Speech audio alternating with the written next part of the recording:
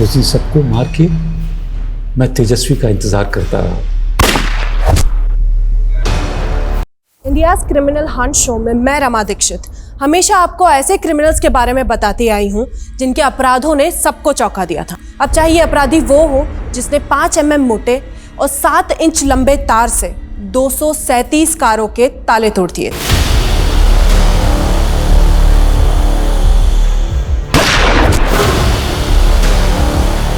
और वो क्रिमिनल भी आपको याद होगा जिसने 900 मीटर लंबी सुरंग खोदकर एक बैंक लूट लिया था,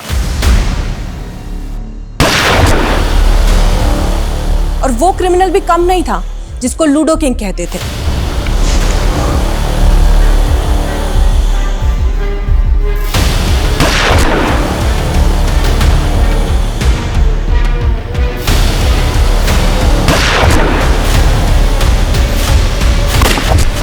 और आज हम हमारे शो पे एक ऐसे ही क्रिमिनल की कहानी सुनाएंगे जिसने सारे देश को हिला के रख दिया था।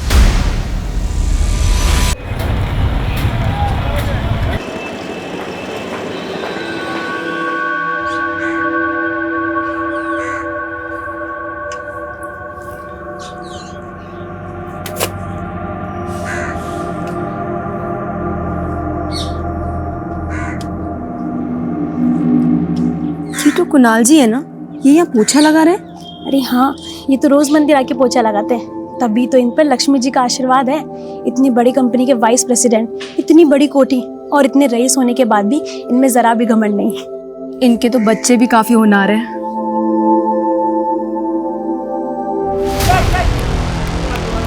भाई ऊपर है।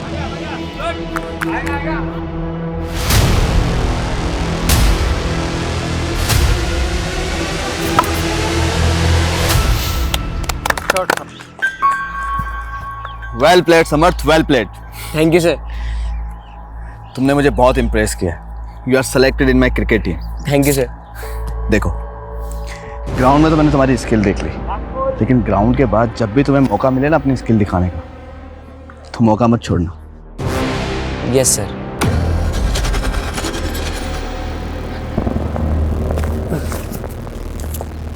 क्या हुआ समर्थ? सर मैं वॉशरूम जाके आता हूँ, ठीक है? हाँ।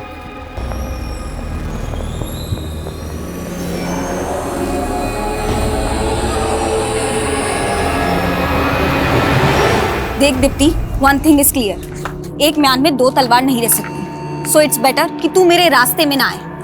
रास्ता नहीं, सीढ़ी। वो सिर्फ मेरे करियर की सीढ़ी है। मैं उस पे बस एक बार चढ़ जाऊँ ना, तो फिर मयान लेके डांस करना I don't mind, you know.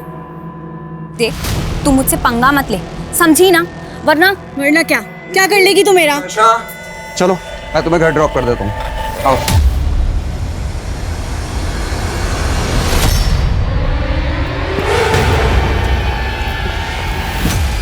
Coach का फेवरेट बनेगा, मेरी जगह लेगा। साले एक से एक गुंडे मेरे दोस्त हैं। ऐसा हाल करूंगा ना, पानी भी नहीं मांगेगा।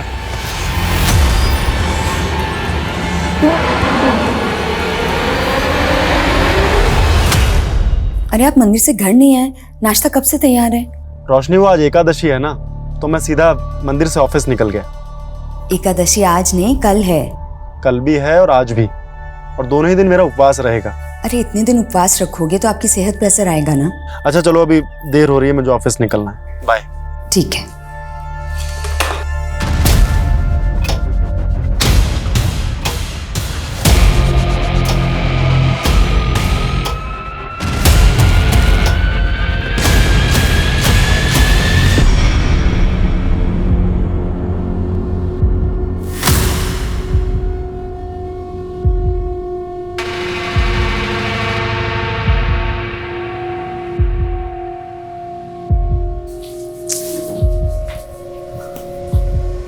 क्या हुआ, इतनी परेशान क्यों दिख रही है? माँ, नर्वसनेस तो है लेकिन एक्साइटेड भी हूँ। आपकी बेटी स्टार जो बनने वाली है। अच्छा। हाँ माँ, आपको पता है मुझे ना एक एल्बम में रोल मिला है, तो उसी के शूट के लिए कॉल आने वाला है। माँ, मुझे ना आउट ऑफ टाउन जाना होगा, तो प्लीज पापा को कन्विंस कर लेना आप। कोई जरूरत नहीं है, और मैंने तुम्हें पहले भी मना किया था ना, ये मॉडलिंग वॉडलिंग नहीं चलेगी। पापा, आप समर को क्रिकेटर बना सकते हो, तुम मुझे मॉडलिंग क्यों नहीं करने देते?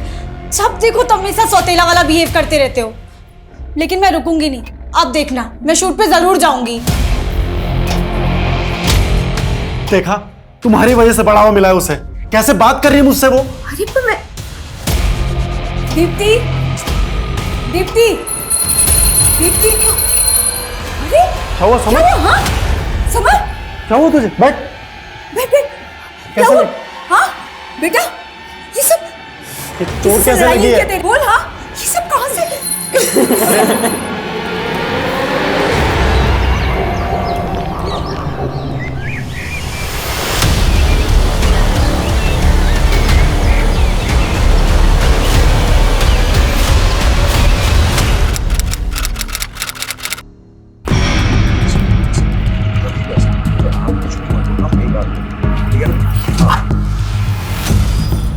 सर, मैंने आपको कॉल किया था। सर, मेरी स्टूडेंट दीप्ति और उसकी फैमिली यहीं पर रहती थी, लेकिन दीप्ति पिछले 1 महीने से कॉलेज नहीं आ रही थी, तो मैंने उसका मालूम करने के लिए यहाँ पर आया। लेकिन सर, मुझे यहाँ पर कुछ अजीब सा लग रहा है। मेन गेट खुला था और पुराने कुछ पेपर्स बिखरे हुए थे। सर, कुछ ना कुछ गड़बड़ है। ठीक, हम देखते हैं। हाँ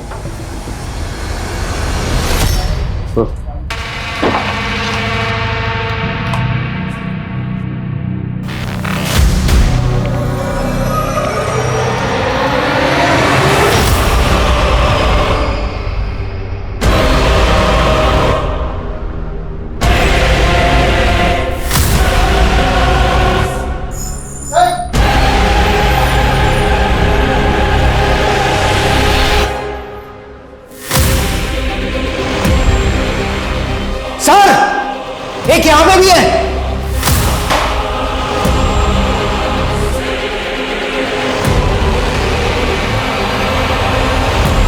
इतना बड़ा कांड हुआ इस घर में और पूरा। सर, घर में टोटल 5 लाशें हैं। 1 लाश ग्राउंड फ्लोर के बेडरूम में, एक लिविंग रूम में, एक किचन में और 2 फर्स्ट फ्लोर पे। घर में 5 कत्ल हुए। सिर्फ कत्ल ही नहीं हुए, लोगों को बुरी तरह से जलाया गया। पूरे घर को अच्छे से चेक करो, एक भी चीज छूटनी नहीं चाहिए। Okay sir. बाहर पड़ोसी से बात करते हैं। दीप्ति जिस कॉलेज में पढ़ती थी, मैं उसमें टीचर हूँ। उसका छोटा भाई सीसीपी के स्कूल में पढ़ता था। इस घर में दीप्ति के अलावा उसकी दादी और उसके माता पिता रहते थे। घर के अंदर 5 लाशें मिली हुई हैं जो बुरी तरह से जली हुई हैं। आप लोगों में से किसी ने कुछ देखा नहीं, कुछ सुना नहीं? नहीं सर, ये घर हमारे मोहल्ले से काफी दूर है, तो हमें कोई आइडिया नहीं है क्या हुआ। दीप्ति के पेरेंट्स क्या करते थे? सर, दीप्ति के पिता कुणाल जी एक बड़ी कंपनी में वाइस प्रेसिडेंट थे। उनकी वाइफ हाउसवाइफ थी और उनकी माँ ने तो कुछ महीने पहले ही मौन व्रत धारण किया था। उनकी माँ तो हमेशा भगवान के नाम जपती रहती थी सर।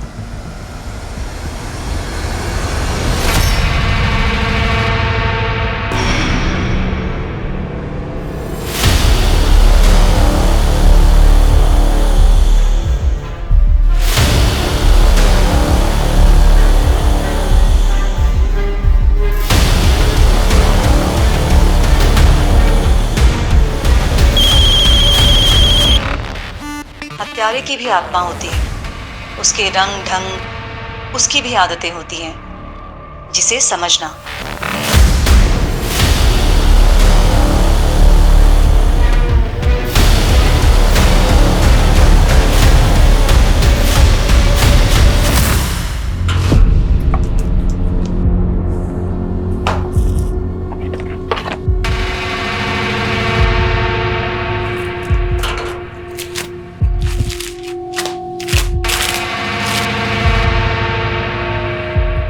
सर, देख के तो ऐसे लग रहा है कि घर में लूटपाट की गई है। अजीब बात यह है कि घर में कहीं भी किसी भी मेंबर का फोटो नहीं है और एल्बम से फोटो भी गायब है। अगर ये सारे कत्ल लूट के इरादे से किए गए हैं तो सवाल ये है कि एल्बम से फोटो किसने गायब किए? और दूसरी बात, मारने के बाद लाशों को इतनी बुरी तरह से जलाया क्यों गया? 5 कत्ल हुए और मरने वालों की फोटो गायब है। कुछ तो अजीब हुआ इसका। दुनिया में कई लोग मर के भी अमर हो जाते हैं। उनकी यादें और विचार ही नहीं, उनकी तस्वीरें और मूर्तियां भी प्रदर्शनियों की शान बन जाती हैं। लेकिन ये कातिल कौन था जिसने मरने वालों का अस्तित्व ही नहीं, उनके स्मृति चिन्ह भी गायब कर दिए थे? ये कातिल की सनक थी या कोई योजना जिसने मरने वालों के फोटोज भी गायब कर दिए? और मीडिया ने पुलिस पर इतना प्रेशर डाल दिया कि वो अंधेरे में तीर छोड़ने लगी। इलाके के कई लुटेरे गिरोह और हिस्ट्री शीटर से सलाखें भरने लगी। पुलिस की लाठियां गरजती रही। टीवी की खबरों और अखबारों की सुर्खियों ने इस केस को एक ऐसा फिल्मी ट्रेलर और टीजर बना दिया कि मानो लगने लगा ये दशक का सबसे बड़ा केस था। जी सर, आई नो सर कि जुर्म बहुत संगीन है। सर हम कातिलों को ढूंढने की पूरी कोशिश कर रहे हैं एंड आई एश्योर यू कातिल जो भी है बहुत जल्द सलाखों के पीछे होगा। ओके सर, जय। एसपी सर ने 2 हफ्ते का वक्त दिया और इन 14 दिनों के अंदर अंदर हमें शर्मा फैमिली के कातिलों को ढूंढकर सलाखों के पीछे डालना है। हम यहाँ कातिलों को ढूंढ रहे हैं सर, लेकिन मीडिया ने इस केस को मास सुसाइड का रंग दे दिया। उनके आर्टिकल के मुताबिक शर्मा फैमिली एक धार्मिक फैमिली थी और किसी अंधविश्वास के चलते इन सबने मिलकर आत्महत्या कर ली। और तो और सर, मीडिया इस केस को हैदराबाद वाली फैमिली के केस से भी जोड़ रही है। It's all rubbish. अगर ये सुसाइड है तो सुसाइड करने के बाद कोई खुद को कैसे जला सकता है? फिर भी पता करो, क्या शर्मा फैमिली किसी बाबा या तांत्रिक वांत्रिक के चक्कर में थी? Yes sir. कुणाल किस ऑफिस में काम करता था, कुछ पता चला? जी सर, विश्वा कंस्ट्रक्शन। कुणाल के ऑफिस, दीप्ति के कॉलेज और समर्थ के स्कूल, सब जगह पता करो और इनके रिश्तेदारों से मिलो। अभी तक इन 5 विक्टिम में से हमारे पास किसी की तस्वीर तक नहीं। गाइस लग जाओ, let's crack this case. Yes sir. इतना चुप चुप क्यों है? ऐसा लग रहा है डेट पे नहीं ध्यान शिविर में आए। बिंती, मुझे इस रिलेशनशिप में आगे बढ़ने में डर लग रहा है।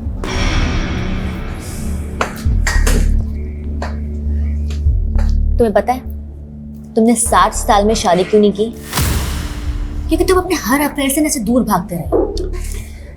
लेकिन मैं तुम्हें कहीं नहीं जाने दूंगी। बिंती, तुम्हारी मेरी उम्र भी तो देखो। अरे ये तो अच्छी बात है ना कि तुम्हें इतनी जवान बीवी मिल रही है। इतनी प्रॉपर्टी, इतना जायदाद, मुझसे बेहतर कौन संभाल सकता है? हाँ ऐसे क्या देख रहे हैं जैसे कि मैं आपको चीट करके भागने वाली हूँ।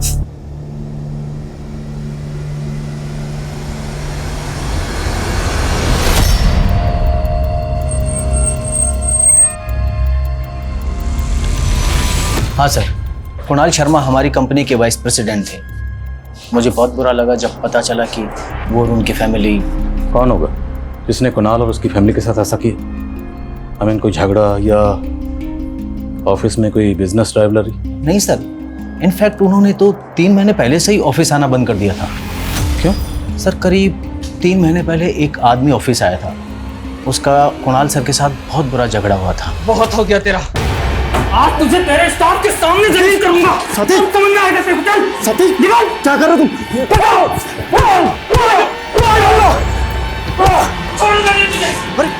अरे हटाओ से। इशू क्या? कुणाल ने कोई भी पुलिस कंप्लेंट क्यों नहीं की? सर उन्होंने कुछ बताया नहीं। उसके बाद वो कभी ऑफिस नहीं आया। लेकिन करीब 1 हफ्ते बाद वो आदमी फिर ऑफिस आया था और ऑफिस के रिकॉर्ड से कुणाल सर के घर का पता मालूम करना चाहता था, लेकिन हमने उसे एंटरटेन नहीं किया सर। अच्छा, आपके ऑफिस के रिकॉर्ड में कुणाल की कोई तस्वीर होगी? हाँ सर, उनकी जॉइनिंग टाइम की कोई फोटो जरूर रिकॉर्ड में होगी।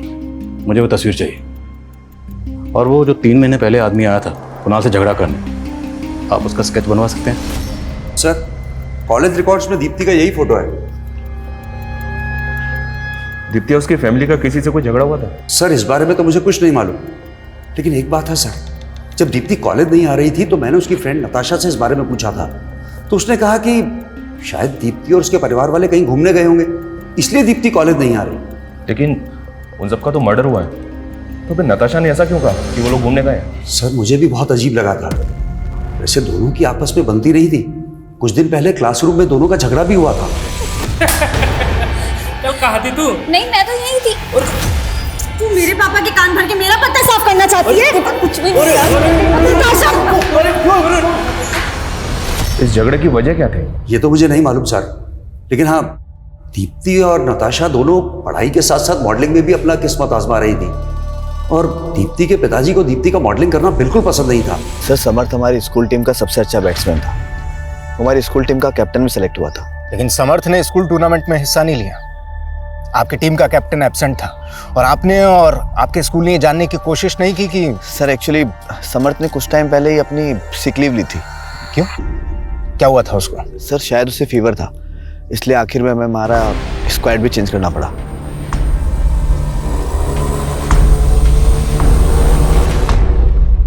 सर मेरे और दीप्ति के बीच में झगड़े होते रहते थे, लेकिन हम फिर भी अच्छे दोस्त थे और दोस्तों में तो ये सब होता रहता है ना। लेकिन जब दीप्ति लगातार कॉलेज नहीं आ रही थी तो तुमने अपने टीचर से ऐसा क्यों बोला कि दीप्ति और उसकी फैमिली कहीं बाहर घूमने के लिए गए, जबकि ये तो पता ही होगा ना तुम्हें कि उन सबकी लाशें मिली उनके घर में। सर मैंने ऐसा कुछ भी नहीं बोला कि वो लोग घूमने गए थे। तो तुम्हारे टीचर हमसे झूठ क्यों बोलेंगे?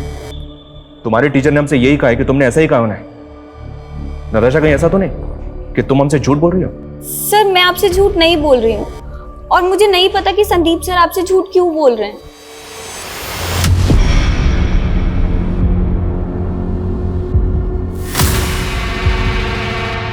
और नताशा कह रही है कि संदीप ने उस पर जानबूझ कर शक जताया था। सर मुझे ऐसा लग रहा है कि नताशा भी हमसे कुछ छुपा रही है, क्योंकि मैंने बाकी स्टूडेंट से बात की, उनके बयान से ऐसा लग रहा है कि दीप्ति और नताशा एक ही लड़के से प्यार करती हैं। Love triangle? May be sir, but वो लड़का कौन है ये पता नहीं चल रहा है। तो पता करो, क्योंकि प्यार मोहब्बत के चक्कर बड़े बड़े गुनाहों को जन्म देते हैं। हो सकता है शर्मा फैमिली का कत्ल भी इसी वजह से हो। और नताशा संदीप दोनों पर नजर रखो। हाँ सिंह। सर ये उस आदमी का स्केच जिसने 3 महीने पहले कुणाल के साथ मारपीट की थी। और सर ये पूरी फैमिली मेंबर्स की पोस्टमार्टम रिपोर्ट भी आ गई। ठीक है Manish sir, look at this report. Postmortem report के मुताबिक शर्मा फैमिली के सभी मेंबर्स का कत्ल लाश मिलने के 1 महीने पहले हो चुका था। इसका मतलब सर उस घर में 1 महीने से लाशें पड़ी हुई थी और किसी को कुछ पता नहीं चला, यहाँ तक कि नेबर्स को भी नहीं। उनको भी तब पता चला कि जब दीप्ति के टीचर ने वहाँ पे आके इन्फॉर्म किया। सर कहीं ऐसा तो नहीं कि नेबर्स भी हमसे कुछ छुपा रहे हैं? मुमकिन है, क्योंकि यहाँ मर्डर्स नहीं है, सबको शूट किया गया, पूरी तरह से जलाया गया।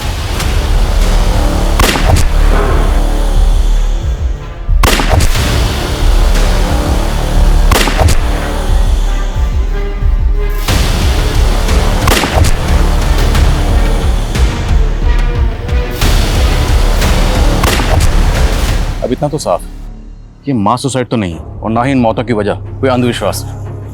These are all murders, brutal murders। इस फैमिली का किसी तांत्रिक बाबा से भी कोई कनेक्शन नहीं मिला है। ऐसा कौन हो सकता है सर जिसने इन सबको इतनी बुरी तरह से जला के मार दिया, इनके फोटो तक वहां से गायब कर दिए? कातिल जो भी उसे ढूंढना तो है और हम ढूंढेंगे उसे। उसकी आंखों के दोनों किनारों से नाक की चोंच तक करीब 43 डिग्री का एंगल है, लेकिन वेट लूज या गेन करने के बाद ये एंगल 43 से 41 डिग्री तक कम हो सकता है। नाक की लंबाई 13 सेंटीमीटर ही रहेगी, लेकिन ऊपर का होठ नीचे के होठ से 10% कम मोटा होगा। अगर आपको मुझसे शादी नहीं करनी थी तो मेरे करीब क्यों आए? मैंने अपना सब कुछ सौंप दिया और आप ऐसी शादी करने से मना कर रहे हैं। बिनती देख, मैं तुम्हारा दिल नहीं दुखाना चाहता हूँ। बात ये है कि कौन है? शर्म नहीं आती तुझे? अरे तू बीच में मत पड़ बिल्कुल। मेरी बेटी को फंसाएगा तू?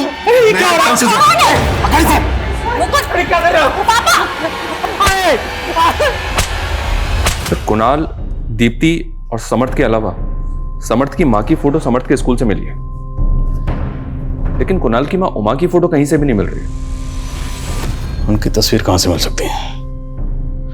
कुणाल का वो मकान पुश्तैनी मकान, तो रजिस्टर ऑफिस में कांटेक्ट करो। हो सकता है प्रॉपर्टी के रिकॉर्ड पेपर में उनकी तस्वीर मिल जाए। और रोशनी के एक मायके के बारे में कुछ पता चला? सर आस पड़ोस की 2 औरतों ने रोशनी के मायके के बारे में 2 अलग अलग स्टेटमेंट दिए हैं। रोशनी दीदी शायद आगरा की रहने वाली थी, लेकिन आगरा में कहाँ की ये नहीं मालूम। लेकिन रोशनी दीदी आगरा की कैसे हो सकती है? उन्होंने तो मुझे बोला था कि वो कानपुर की रहने वाली है। लेकिन रोशनी ने पड़ोसियों को 2 अलग अलग मायके के बारे में क्यों बताया होगा? सर समर्थ के स्कूल से पता चला है कि उसने सिक लीव ली थी, लेकिन मैंने शर्मा फैमिली के डॉक्टर से बात की तो उसने बताया कि उसे बुखार नहीं हुआ था, बल्कि वो सोडोमी का शिकार हुआ था। What?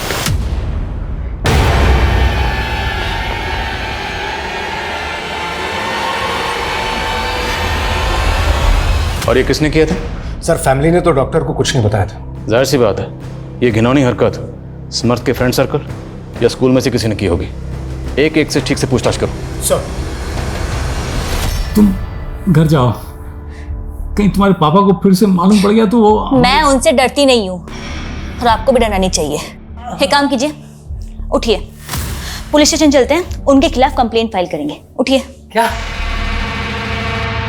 मैं तुम्हारी मुसीबतें नहीं बढ़ाना चाहता। ये मुसीबतें तब तक खत्म नहीं होंगी जब तक हम शादी नहीं कर लेते। शादी? इतना सब कुछ होने के बाद भी? हाँ, मैं आप ही से शादी करूंगी, वरना वरना मरना मंजूर है मुझे। मैं सुसाइड कर लूंगी, शादी मैं आप ही से करूंगी। हाँ। क्या बात है, क्या पूछना चाहते हैं आप मेरे बेटे से? प्लीज हमें बच्चे से बात करने दीजिए। रोहन, हमें पता चला कि तुमने समर्थ के खिलाफ कंप्लेंट करवाई थी कि उसने हॉकी मार के तुम्हारी टांग तोड़ दी थी।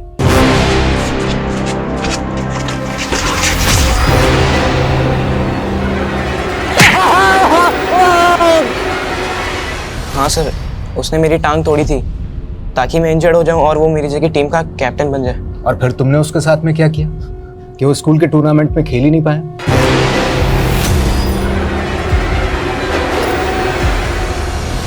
सर मैंने कुछ भी नहीं किया। समर्थ सोडोमी का शिकार हुआ है। अगर हमें पता चला कि तुमने उसके साथ में ये क्या बोल रहे हो आप?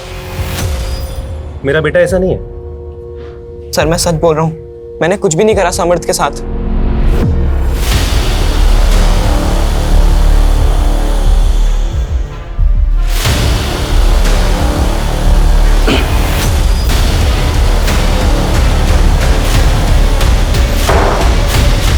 सर मैंने रोशनी के मायके का पता करने की कोशिश की थी। मैंने रोशनी की डिटेल्स कानपुर और आगरा पुलिस से शेयर की थी, तो आगरा के कांस्टेबल ने रोशनी को तुरंत आइडेंटिफाई किया। उसने बताया कि रोशनी पहले आगरा के एक नामी बिजनेसमैन विशाल की बीवी हुआ करते थे। और जी सर, तकरीबन 14 साल पहले रोशनी ने विशाल के ऊपर घरेलू हिंसा का आरोप लगाया था। दोनों में डिवोर्स हो गया और उसके बाद रोशनी ने कुणाल से शादी कर ली। रोशनी और विशाल का डिवोर्स हुआ 14 साल पहले, और स्कूल रिकॉर्ड्स के मुताबिक दीप्ति की उम्र है 16 से 17 साल। मतलब दीप्ति कुणाल और रोशनी की बेटी तो नहीं? राइट सर, दीप्ति विशाल की बेटी थी और ये कुणाल विशाल का बिजनेस पार्टनर भी हुआ करता था। और चौंकाने वाली बात यह सर कि आगरा पुलिस का कहना है कि कुणाल विशाल के बिजनेस के साथ साथ उसकी बीवी और उसकी बेटी को भी भगा ले गया। इस लिहाज से तो विशाल का स्ट्रॉन्ग मोटिव है सर। तुम कह रहे हो कि 14 साल बाद इस विशाल ने कुणाल और रोशनी से बदला लिया? तो स्केच वाला आदमी कौन था जिसने 3 महीने पहले कुणाल को उसके ऑफिस में जाकर पीटा था? इस विशाल के बारे में सब कुछ पता करो। Okay sir.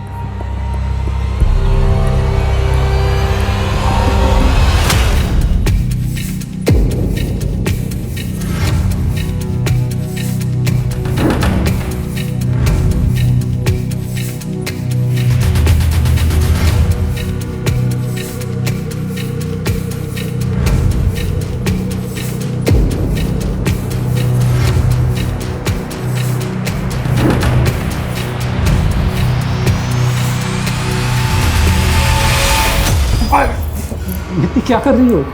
ओफो, शादी हुई हमारी, अब किस बात का डर? नहीं मैं वो जरा लगता है फर्स्ट नाइट की नर्वसनेस है, मैं भी दूर कर देती हूँ। Let's play a game. रोशनी का पहला पति विशाल आगरा से गायब है सर, इसका फोन में बंद है। तो क्या वाकई विशाल इस क्राइम में इन्वॉल्व है? मालूम करो ये कहाँ गायब है। जी सर। और एक बात, मैं रजिस्ट्रार से मिला तो पता चला कि कुणाल का घर 2 महीने पहले इसकी बीवी रोशनी के नाम पे हो गया। ये कैसे मुमकिन है? क्योंकि कुणाल का वो घर तो पुश्तैनी घर है, तो कुणाल की माँ के रहते हुए वो घर उसकी बीवी के नाम कैसे हो सकता है? इतना ही नहीं सर, वो घर फास्ट कैपिटल नाम की फाइनेंस कंपनी के पास गिरवी रखा हुआ है। रोशनी ने उस घर पे 50 लाख का मॉर्गेज लोन लिया था, वो पैसा उसके अकाउंट में आया और 3-4 दिन के बाद ये सारा पैसा विड्रॉ कर लिया गया। कहीं ये पूरी फैमिली किसी धोखाधड़ी का शिकार तो नहीं हुई? सर हमें सर समर्थ को किसने मॉलेस्ट किया था इसके बारे में तो कुछ पता नहीं चल रहा है, लेकिन इस कोच रावत का एक पुराना इतिहास पता चला है। 2 साल पहले ये गुड़गांव के गर्ल्स कॉलेज में कोच हुआ करता था। वहां पर कई लड़कियों ने इस पर मॉलेस्टेशन के चार्ज लगाए थे। सर मैंने कुछ नहीं किया सर। सर मैंने कुछ सर बहुत चुप क्यों हो गए? सर मैंने कुछ नहीं किया सर। तूने क्या किया क्या नहीं किया, तेरा पूरा कच्चा चिट्ठा हमारे सामने है। सिर्फ समर्थ ही नहीं, तेरे स्कूल का एक और लड़का है रोहन, उसे भी तुमने कैप्टन बनाने का झांसा दिया था ना?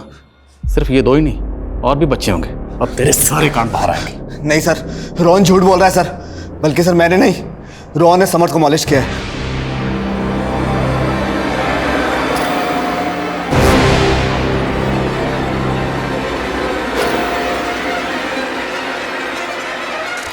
रोहन छोड़ो इसे।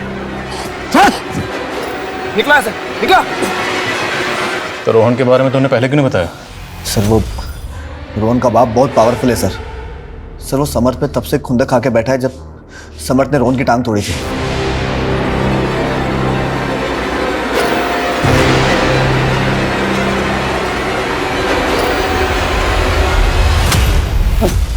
मेरी बेटी के साथ रेप किया तूने, बहुत लंबा अंदर जाएगा तू। नहीं बिंदी, ये क्या है?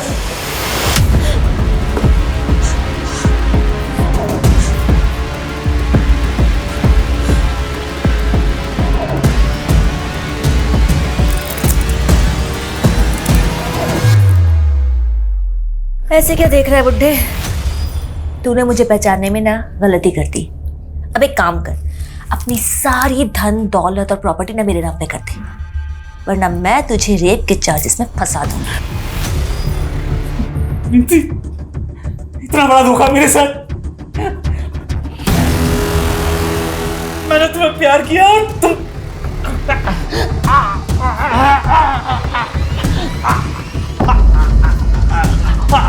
इसे तो हार्ट अटैक आ गया। अब क्या करें इसका? हॉस्पिटल लेके चलते हैं, चलो चलो।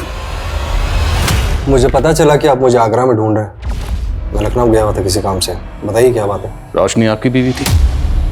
मुझे पता है कि आप क्या जानना चाहते हैं। हाँ, मैं रोशनी से नफरत करता था, और केवल रोशनी से ही नहीं, कुणाल से भी नफरत करता था।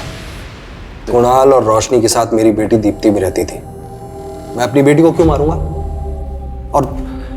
और दीप्ति को खोकर मैं पहले से ही सत्ते में था। उस रोशनी ने मेरी बेटी को मुझसे छीन लिया। इन पिछले 14 सालों में आप कभी भी अपनी बेटी दीप्ति से मिले थे?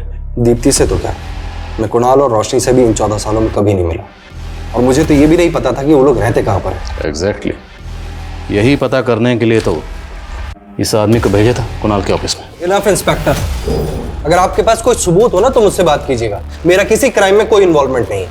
फिलहाल जा सकते हो, लेकिन याद रखना गायब होने की गलती मत करना, वरना पछताओगे। नजर रखो इस पे। शर्मा फैमिली का कत्ल 8 बोर की पिस्टल से हुआ था। पता करो इसके जानने वालों में कौन ऐसा है जिसे 8 बोर की पिस्टल प्रोवाइड करवा सकता है। सर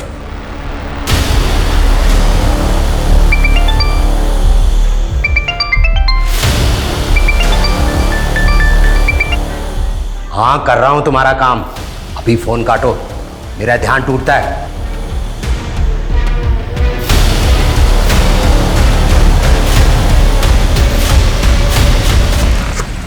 ये फाइल अभी भिजवा दो। सर, कुणाल को जिस आदमी ने ऑफिस में जाके पीटा था, फरीदाबाद थाने से उसका क्रिमिनल रिकॉर्ड मिला। सतीश जोगी नाम है इसका। ड्रग पेडलिंग के जुर्म में अरेस्ट भी हो चुका है। सतीश जोगी कहाँ है आजकल?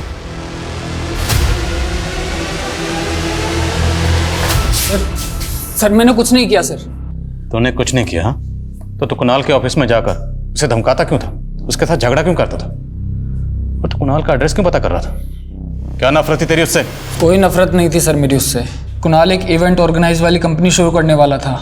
उसमें पैसा इन्वेस्ट किया था मैंने, मेरा शेयर लगा था उसमें। लेकिन फिर ड्रग के केस में मैं अंदर चला गया और बाहर आने पर कुणाल मुझसे पल्ला झाड़ने लगा। देख सतीश, अगर मुझे पहले पता होता ना कि तू गलत धंधा करता था तो मैं कभी भी तुझसे उस कंपनी में इन्वेस्ट नहीं करवाता। और वैसे भी तेरे अंदर होते ही मैंने उस इवेंट कंपनी को स्टार्ट करने का आइडिया ड्रॉप कर दिया था। अरे लेकिन पैसा तो मैंने लगाया ना उस कंपनी में, वो कौन देगा? हाँ तो दे दूंगा, वैसे भी मैं पाप की कमाई नहीं रखता हूँ। कुणाल तेरे पैसे नहीं दे रहा था, इसलिए तूने कुणाल और उसकी पूरी फैमिली को। मैंने कुछ नहीं किया सर, मेरा यकीन कीजिए, मैंने कुछ भी नहीं किया।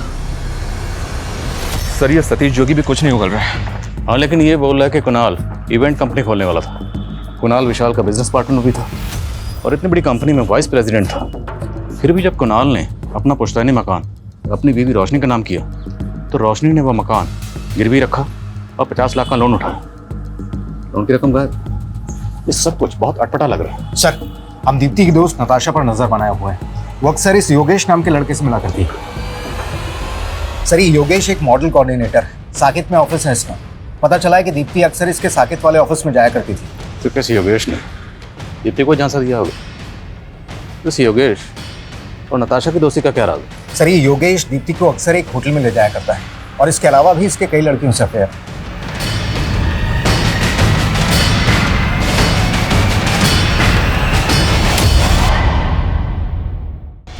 सर मैं मानता हूं कि मैंने दीप्ति को एक मॉडलिंग असाइनमेंट दिलवाया था, लेकिन उसकी पूरी फैमिली मारी गई तो इसमें मेरा क्या कसूर है सर? तो क्या करता है सब पता कर लिया हमने। तो ये बता कि 16 सितंबर को दीप्ति को होटल में क्यों बुलाया था?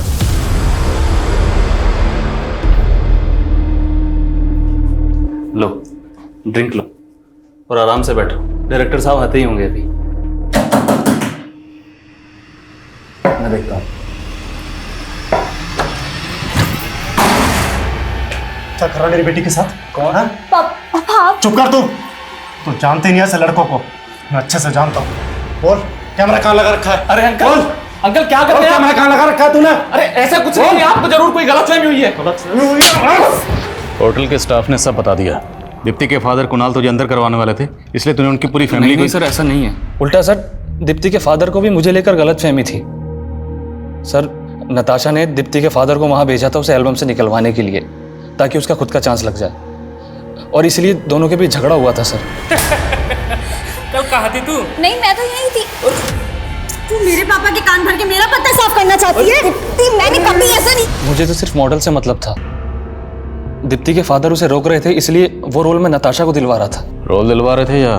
सर, वो अपनी मर्जी से मेरे साथ रिलेशन में थी, लेकिन सर दीप्ति से उसके बहुत चिढ़ थी, और इसके अलावा मुझे कुछ नहीं पता सर, मैं सच कह रहा हूँ।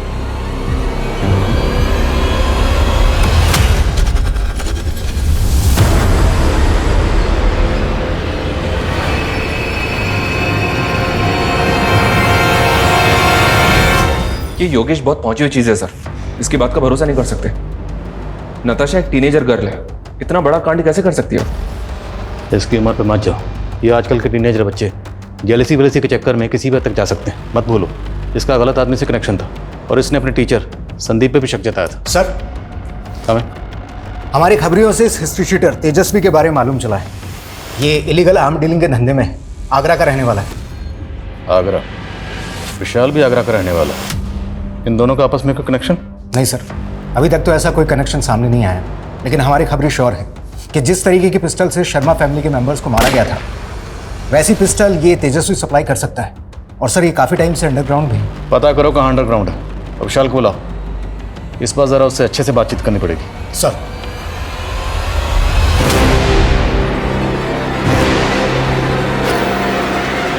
मैं किसी तेजस्वी को नहीं जानता, और अगर वो आगरा का रहने वाला है तो क्या वो मेरा आदमी हो गया?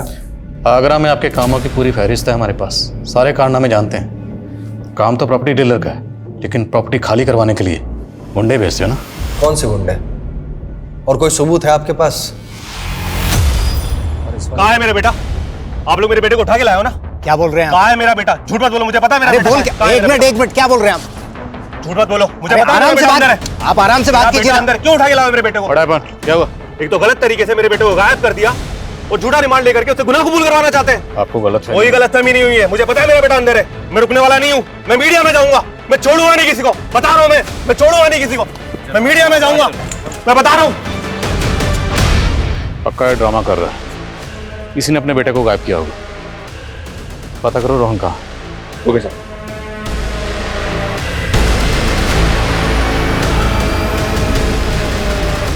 सर, वो झूठे एलिगेशन लगा रहे हैं हम पे। सर, मुझे तो शक है कि sir sir sir sir please, sir please मुझे एक हफ्ते का टाइम दीजिए। Sir, we are very close. Okay sir, जय सर। सर, उस रोहन का कहीं पता नहीं चल रहा सर, पता नहीं कहाँ गायब हो गया, और ना ही उस इलीगल आर्म डीलर तेजस्वी का। अब ये केस हमारे हाथ से निकल चुका है। एसपी सर का फोन था, उनका कहना है कि अब इस केस को एसआईटी सॉल्व करेगी। We are no more in this case. इस केस की जांच के लिए सिर्फ एसआईटी का गठन ही नहीं हुआ, बाद में सेंट्रल इन्वेस्टिगेटिव एजेंसी भी इस केस में आई थी, लेकिन जांच का दायरा कभी नहीं बदला। पहली जांच में सामने आए सस्पेक्ट्स दूसरी और तीसरी जांच में बढ़ जरूर गए, लेकिन असली गुनहगार को कभी कोई जीरो डाउन नहीं कर पाया। धीरे धीरे ये केस बिना किसी नतीजे के ठंडे बस्ते में चला गया। ये केस साल 2000 में आया था, और साल 2019-20 आते आते इस केस को हर कोई भूल चुका था। लेकिन इस केस को अब एक नई शोहरत मिलने वाली थी।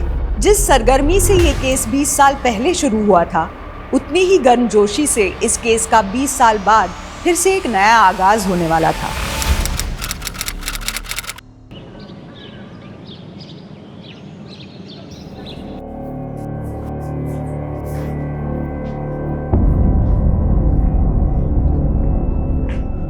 अरे भाई क्या कर रही हो मधु? आपको तो अपनी ड्यूटी से फुर्सत ही नहीं है। हर साल कहते हैं घुमाने लेकर जाएंगे, लेकिन लेके जाते ही नहीं है। इसलिए हमारे पुराने ट्रिप की फोटोज देख रही हूँ। चलो भाई, अच्छा ही है कि तुम तो पुरानी यादें संभाल रही हो। एक मिनट।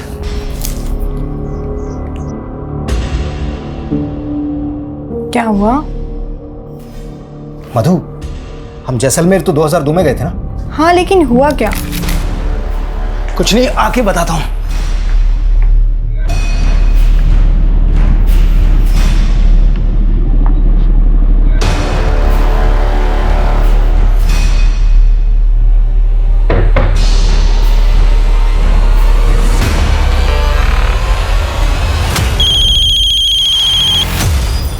हेलो, जय हिंद सर।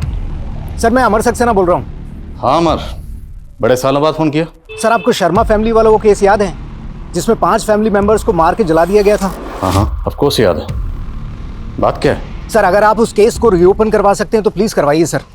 मुझे एक स्ट्रॉन्ग लीड मिला है। ओके।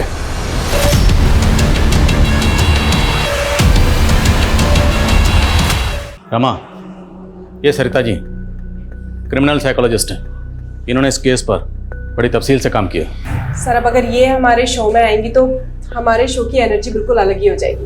Hope so. लेकिन स्कल्प्टर सर, ये संतराज शब्दों को शक्ल देने में माहिर है। सरिता जी, सर मेरी ब्रीफिंग तैयार है। इस केस को स्टडी करने के बाद जितना मैं क्रिमिनल की मनोदशा को समझ पाई हूँ, उसके अकॉर्डिंग क्राइम करने के बाद वो अगर गायब भी हुआ होगा तो तकरीबन 50 किलोमीटर के दायरे में कहीं रह रहा होगा, और मौजूदा वक्त में वो कैसा दिखता है इसका भी मैंने ब्रीफ रेडी कर लिया।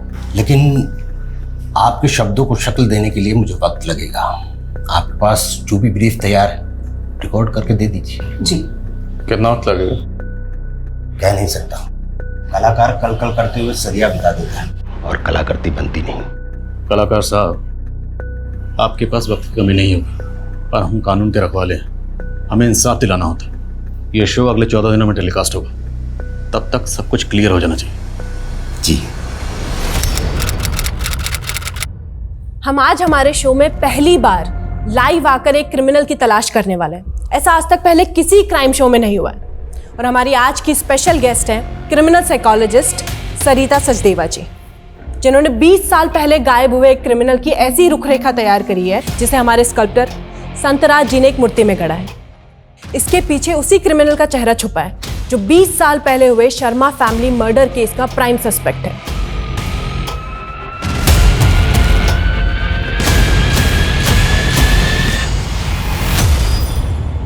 एक मिनट, ये अभी पूरा नहीं हुआ है संतराज जी।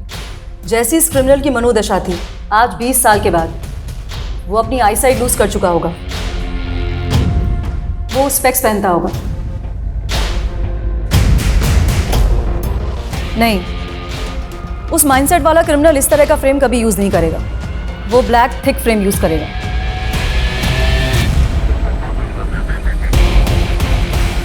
परफेक्ट। ध्यान से देखिए, यही है वो क्रिमिनल जो शायद आजकल आपके आसपास, आपके गली मोहल्ले या सोसाइटी में या ऑफिस में हो। अगर आपने ऐसे दिखने वाले किसी भी शख्स को कहीं देखा है या जानते हैं तो नीचे दिए गए नंबर पर तुरंत हमें कांटेक्ट कीजिए। हेलो, आपने शो में जिस आदमी की मूर्ति दिखाई है वैसे ही एक आदमी को मैं जानती हूँ।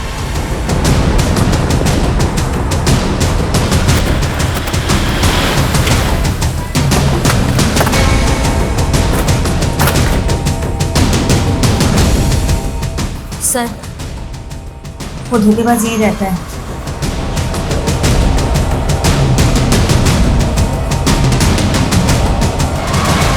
मुकुंद श्रीवास्तव और कुणाल शर्मा, बहुत लंबा इंतजार करवाया तूने। 20 साल। 20 साल पहले अगर डीएनए प्रोफाइलिंग कर पाना मुमकिन होता तो ये केस 20 साल तक अनसॉल्व ना रहता। खैर, उन 5 बॉडीज के रिमेन्स आज भी प्रिजर्व करके रखे हुए हैं। उनमें से तुम्हारी माँ उमा जी के डीएनए को तुम्हारे डीएनए से मैच करके देखें, फिर दूध का दूध पानी का पानी हो जाएगा। उम्र के आखिरी पड़ाव में हो। बोलो, सच क्या है? मैं बहुत बड़ा रईस बनना चाहता था, बहुत बड़ी कंपनी में वाइस प्रेसिडेंट होने के बावजूद भी मैं कई बिजनेस करना चाहता था। इसलिए मैं अपना सेविंग्स को कभी स्टॉक मार्केट में इन्वेस्ट कर देता या कभी किसी नए बिजनेस में, लेकिन मेरा पैसा डूबता ही चला गया। बहुत बड़े कर्ज में आ गया मैं। कई लेनदार मेरे कर्ज की वजह से मेरा घर ना हड़प लें, इसलिए घबरा कर मैं घर अपनी बीवी के नाम कर दिया मैंने। और तुम्हारी बीवी रोशनी ने उस घर को गिरवी रखकर 50 लाख का लोन लिया था। वो लोन की रकम कहाँ गई? उसी 50 लाख से मैंने अपना काफ़ी कर्ज चुकाया, लेकिन फिर भी काफ़ी कर्ज बचा रह गया। मैं बहुत तंग हो गया था। मैंने सोचा कहीं मेरी वजह से मेरे परिवार की खुशहाली न छिन जाए, वो सड़क पे ना आ जाए। तभी मैंने फैसला किया कि मैं अपने परिवार को मार दूं, तो कम से कम ऊपर वाला उन्हें स्वर्ग तो देगा। और उन्हें मारने के लिए तूने पिस्तौल तेजस्वी से खरीदी थी। मैं विशाल के साथ काम करता था, तभी मेरी मुलाकात तेजस्वी से हुई थी। हत्या से 15 दिन पहले तेजस्वी ने मेरे लिए पिस्तौल का इंतजाम किया था। कैसे?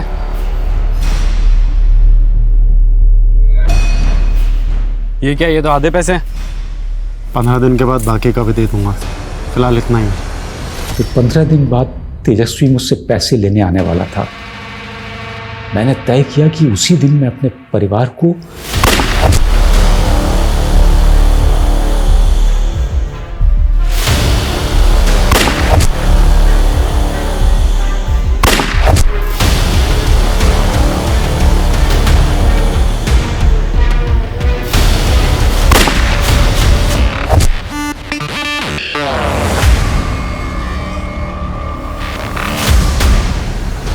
उसी सबको मार के मैं तेजस्वी का इंतजार करता रहा।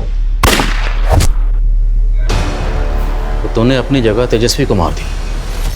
हाँ, मैंने एक एक कर सारी लाशें जला दी और खून साफ करके घर में मौजूद सारी फोटोएं लेकर के मैं भाग गया। जगह जगह मैं बहुत भटका। आखिरकार मैंने अपनी नई पहचान बना ली, मुकुंद श्रीवास्तव। मैंने एक छोटी सी नौकरी पकड़ी और साइड में अपना बिजनेस शुरू कर दिया। वहीं से मेरी किस्मत का चक्का चल पड़ा। लेकिन मैं अकेला था। विनती आई, मेरी पत्नी, लेकिन उसे मुझसे नहीं मेरी दौलत से प्यार था, इसलिए मुझे पकड़वाया। बहुत कमीनी थी वो। सबसे बड़ा कमीना तो तू है। कमीना और खुदगर्ज, जिसने अपनी पूरी फैमिली को मार दिया, अपनी बीवी को, अपने छोटे छोटे बच्चों को, यहां तक कि अपनी मां को भी। सिर्फ मारा ही नहीं, उन्हें पूरी तरह से जला दिया। तेरे पाप इतने घिनौने हैं ना, तुझे नर्क से भी धक्के मारकर बाहर निकाला जाएगा।